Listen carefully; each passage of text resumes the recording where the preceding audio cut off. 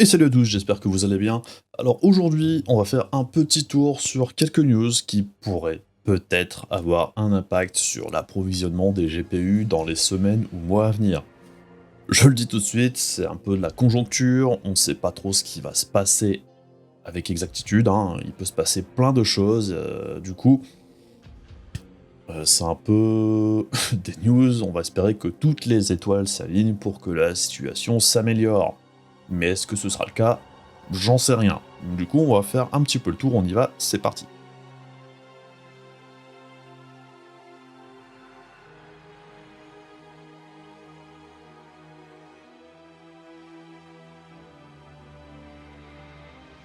Alors, pour commencer, on va parler de quelque chose qui a fait un petit peu le tour la semaine dernière, même 2 semaines je pense, c'est l'arrivée des ASIC pour l'Ethereum.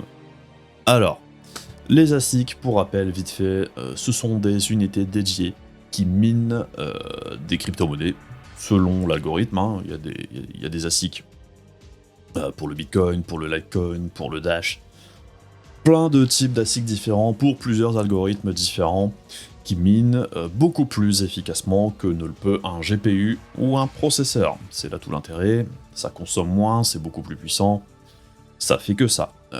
Du coup, c'est très bon dans ce que ça fait.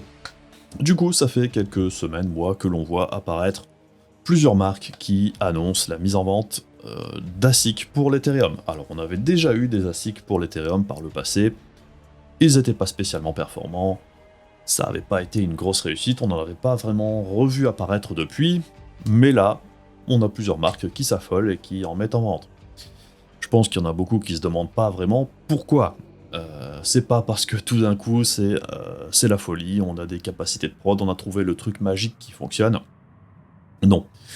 Ce qu'il faut savoir, enfin très souvent ce qu'il se passe, c'est que les fabricants d'ASIC utilisent eux-mêmes les ASIC qu'ils fabriquent avant de les vendre.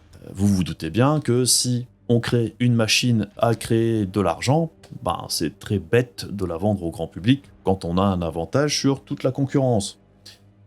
Du coup, que ce soit Bitmain ou les autres, quel intérêt de vendre un ASIC Ethereum quand personne d'autre n'en a? Aucun. Ce qu'il faut savoir, c'est que déjà, normalement, à partir de cet été, la rentabilité au niveau du minage de l'Ethereum devrait baisser grâce ou à cause de l'EIP 1559. Pour rappel, l'EIP 1559, c'est une sorte de patch du réseau, du protocole de l'Ethereum, qui devrait diminuer le coût des transactions que l'on fait quand on paye quelque chose en Ethereum, par exemple quand on transmet de l'Ethereum d'une adresse à une autre. Il faut aussi savoir qu'actuellement, une grosse partie de la rentabilité du minage d'Ethereum est due à ces coûts de transaction, qui représentent par certains moments jusqu'à 50% de la rentabilité du bloc de la récompense en Ethereum. Du coup, cette EIP 1559, ça va effectivement faire baisser le coût des transactions, mais ça va aussi diminuer grandement la rentabilité des mineurs d'Ethereum. Donc à part si le prix de l'Ethereum continue à grimper en flèche comme il le fait, bah, on pourrait avoir une grosse baisse de rentabilité, d'intérêt du coup pour le minage en Ethereum. Tout en sachant qu'en plus de ça, normalement, les développeurs de l'Ethereum aimeraient bien que l'on passe au Proof of Stake, qui du coup se passerait complètement de machines pour miner de l'Ethereum d'ici la fin de l'année. Alors c'est un peu probablement optimiste, hein, les développeurs de l'Ethereum. Bon, on sait souvent que les dates annoncées sont souvent reportées par la suite. Du coup, on s'attend plus à du mi-2022 que du fin 2021 pour le switch total vers ce nouveau protocole. Du coup, ben, les fabricants d'ASIC, ils savent que le minage de l'Ethereum devrait probablement arriver à terme d'ici quelques mois, probablement peut-être un an. Ben, du coup, c'est un peu la dernière fenêtre de tir pour vendre ces ASIC à un bon prix. Puisqu'effectivement, le jour où on sait effectivement que tel jour, telle heure, c'est la fin du minage de l'Ethereum, ben, toutes ces machines-là ne vaudront plus rien. En plus, au niveau de la mise en vente des ASIC, généralement, il y a un délai de plusieurs mois avant qu'ils soient envoyés. Du coup, ben, Bitmain et les autres continueront de les utiliser quand ils seront malgré tout déjà vendus. ils vont les envoyer dans plusieurs mois. Il y a très peu de temps qui reste en fait pour que ces ASIC soient rentables. Du coup, ceux qui les achètent, bon courage. Personnellement, c'est pas quelque chose qui devrait être intéressant pour les mineurs de petite taille, qui resteront de toute façon sur les GPU. Pour les grosses fermes, j'ai tendance à penser que soit ils en ont déjà, ou soit ils vont les acheter en plus des GPU, donc je pense pas que ce soit ça qui ait un impact conséquent sur le marché des GPU, à plus ou moins long terme. Mais comme je vois beaucoup de monde en parler dernièrement, je m'étais dit qu'on va faire un petit point vite fait là-dessus.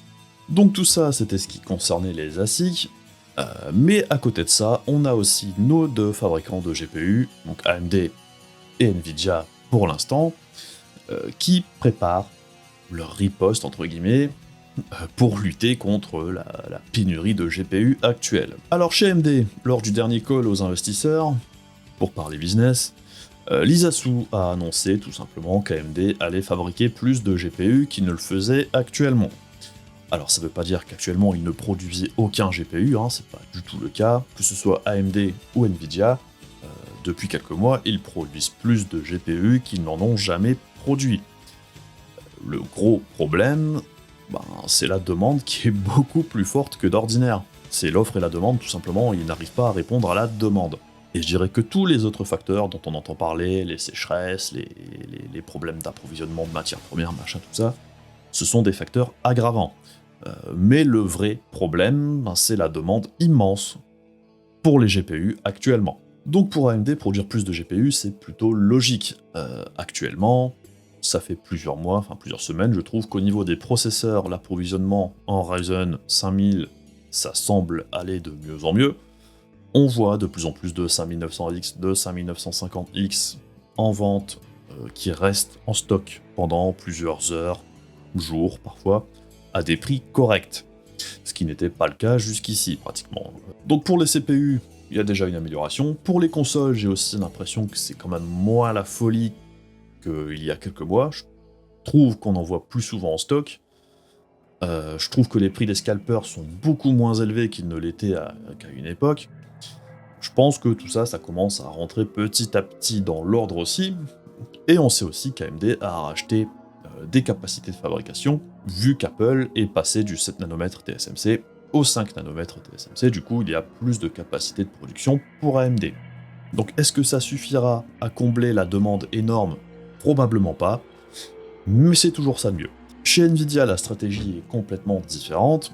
On l'avait déjà vu au lancement de la 3060, Nvidia a décidé de créer une gamme dédiée au mining de GPU, tout en bridant les cartes vendues pour les gamers, au niveau du minage de crypto-monnaies. Alors, la première version, ça n'a pas été franchement une grosse réussite, tout simplement parce qu'Nvidia a mis à disposition un driver lui-même qui contournait la protection. Je pense que la deuxième version, ils ne feront pas la même erreur, mais du coup, est-ce que cette protection sera vraiment bonne, enfin sera vraiment efficace plutôt? Ça, c'est pas sûr. Je dirais que c'est la grosse inconnue. On sait que les 3080 Ti, 3070 Ti et tous les GPU des anciens modèles, anciens entre guillemets, qui étaient déjà sortis l'année dernière, seront mis à jour avec ce bridage directement intégré. Donc si ce bridage s'avère efficace, ça aura un impact, je pense, plus pour les petits mineurs, moyens mineurs, plutôt que pour les grosses firmes qui, eux, de toute façon, se fournissent directement chez les fabricants. Ils auront probablement des BIOS spéciaux, des cartes taillées aux petits oignons juste pour eux. Donc bon, du coup, l'intérêt de ces GPU bridés, on sait pas trop ce que ça va donner. Ça dépend grandement de si ce bridage arrive à être contourné ou pas.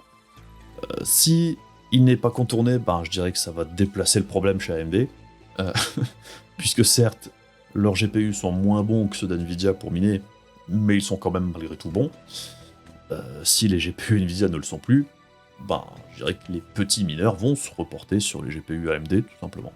Alors pour ce qui est de la gamme spéciale minage GPU pour NVIDIA, ça permet d'une part de vendre des GPU bon marché à des prix absolument délirants comme on l'a déjà vu par le passé, et ensuite ça permet aussi à NVIDIA, en cas d'effondrement du cours des cryptos, de la rentabilité, si l'Ethereum n'est plus rentable, ça leur évite aussi d'avoir encore plus de GPU en vente sur le marché de l'occasion, puisque ces GPU spécial minage, une fois qu'on leur enlève cette utilité-là, n'ont quasiment plus aucune.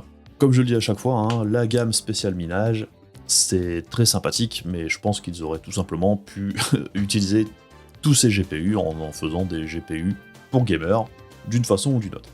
Après, si le bridage fonctionne vraiment, s'il arrive à se maintenir, s'il n'est pas craqué, s'il n'est pas contourné, alors effectivement, ça pourrait avoir un impact sur le prix des cartes neuves, et ça aura aussi un impact sur les cartes en occasion, les anciens modèles, du coup qui aurait une cote qui risque de grimper très fortement, ce qui pourrait être aussi une bonne affaire pour certains d'entre vous qui ont ces anciens modèles, qui pourraient les revendre à prix d'or pour acheter une carte bridée si vous ne minez pas, ça peut être intéressant.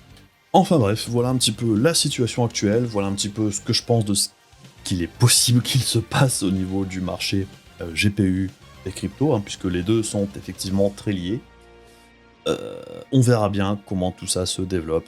Est-ce que les astres vont bien s'aligner pour avoir une baisse des prix? Je pense que quoi qu'il arrive, on aura une petite baisse des prix dans un premier temps. Un retour à la normale progressif. Je pense que ça devrait s'améliorer au fil du temps. Je pense qu'on a passé le plus gros et le plus dur. Sans mauvais jeu de mots douteux.